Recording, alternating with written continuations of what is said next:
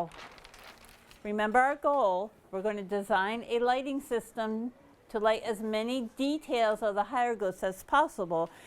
Our criteria for our project, we know these really, really well, but there's some constraints. So just by the sound of that word, constraints, what do you think constraints means? Yes. That reminds me of like straining. There are some boundaries here on your project. So let's go over what these boundaries are. First of all, what cannot change? Like the little doors. Okay, the doors, the viewing. Right, you can't all of a sudden lift up the lid and look. So it's the windows. Yes? The flashlight, where the flashlight goes.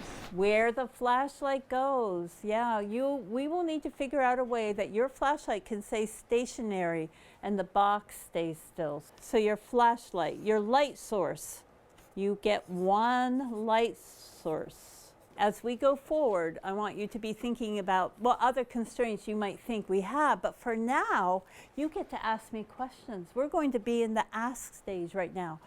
I haven't told you a whole lot. Well, I've told you a little bit. We know what we're supposed to do, but what do you want to know about this project? Lexi? What kinds of materials are we using and how What many? type of Materials? So, do you get extra materials? Do you get different kinds of materials to work with? Do you get different light sources to like see what you're doing? Yes. What properties do materials have? So I'm going to stop for a minute, and what I'm going to do is show you the first one.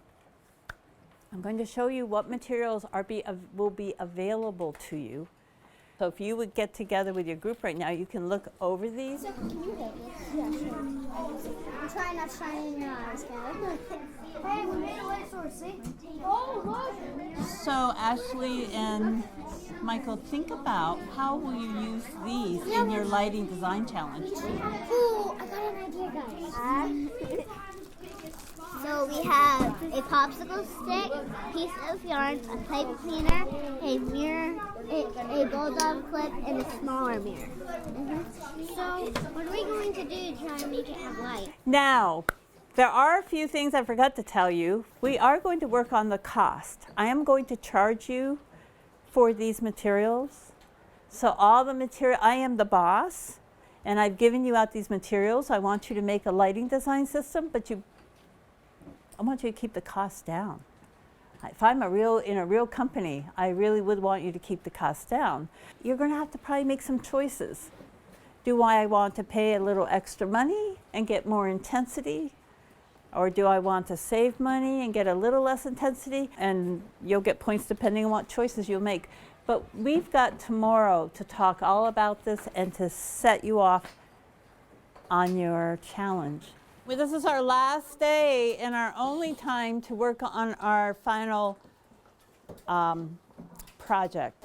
I want us to look at what was happening at the inside of your box while you were looking through those peepholes. This is the inside of your box. Here's the light. Here's our light source. And when you turn that light source on, where did the light go? I think that it just went straight and hit the cardboard wall, but then I think it sort of spread out around that side, then went around it. So one of the rays probably went straight, because light travels in a straight line. Where would you draw the next line? Jess? Like it goes, maybe you would draw it to C. I don't think it would go, it wouldn't go that way, but how would it get to that? How would it get to C? From A up there. Okay. Angle in equals angle out. So it would reflect back. How would the intensity be as I go up come back, go up again. What's happening to my intensity? It's getting dimmer because it's going farther around. Right. The further you go, the less intensity you have. Your secret is knowing the law. And the law is the angle of incident equals the angle of reflection. The intensity is what really means the most to me. But another fun way is this: how much pretend money we spend on our project. You are now ready to start the imagine stage all by yourself.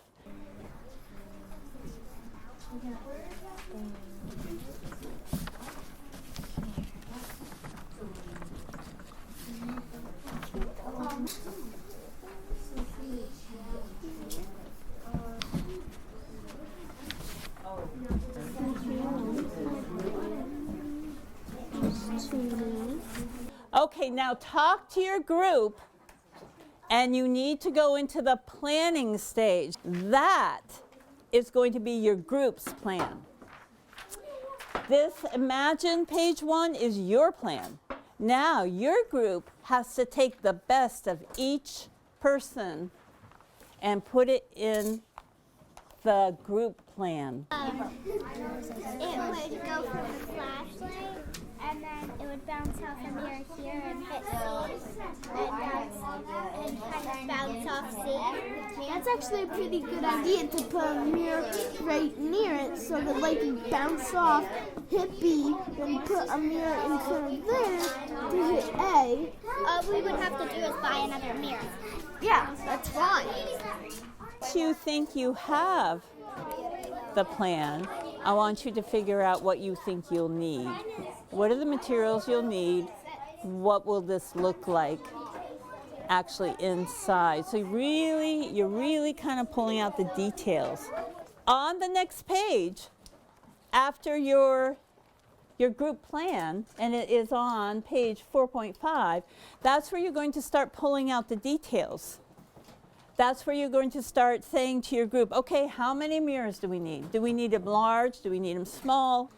And when you think you have that down, and you can come and show me that page filled out, and you can show me a detailed drawing, I might be able to give you some supplies. Bulldog clip. And then we need 6 inches of string. Yes. Can you hold that? And 2 large mirrors. So we need string instead of bulldog clip because the bulldog clip's not high enough. So we're gonna put the mirror like right in the corner, and we're trying to hit F and D, and the light's gonna be shining right here, and then it's gonna shine off the mirror and light on F and D. So it's supposed to go. Wait, let's look at our thing. So it goes up, and it goes over there. Right? There. It's gonna shine, and it's gonna go hit the mirror. That's gonna be right there, and it's gonna reflect off of that, and then it's gonna go up to either A or B. I'm going to encourage you now to finish building. I'm going to let you get a flashlight and test.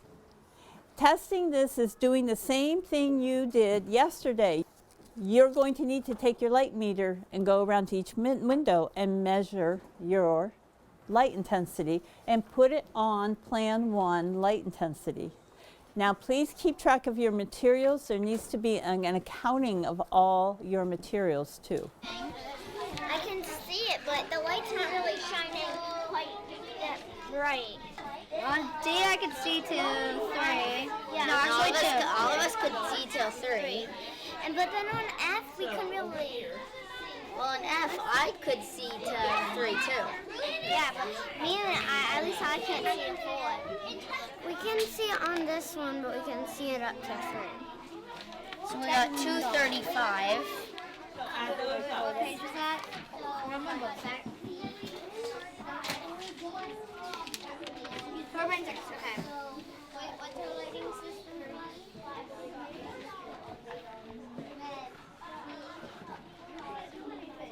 I think we need to make sure everyone has their scores. So I'll tell you what, I will look at all of these folders. What I need you to do though, you need to close your folders.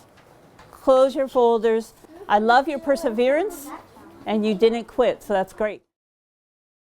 The reason why I appreciated the EiE kit so much is that it is the application of science. So much of science is the theory. And then the kids actually have an opportunity to put that theory into real life situations so they can see what we've been talking about. And I love that. And I love to see the kids in awe of what they're doing, surprised, enthusiastic to see all these things happen, because these everyday things, common things that they're used to being around, they don't really notice until we teach the science and support it with and teach the engineering behind it. I think with the light unit in the final, the challenge, the teacher guide recommends that perhaps for the first time, you might want to leave the cost aspect out of the unit. Don't add that. Have the kids do not only the intensity, but also adding the cost of materials to get their score. I would suggest that too.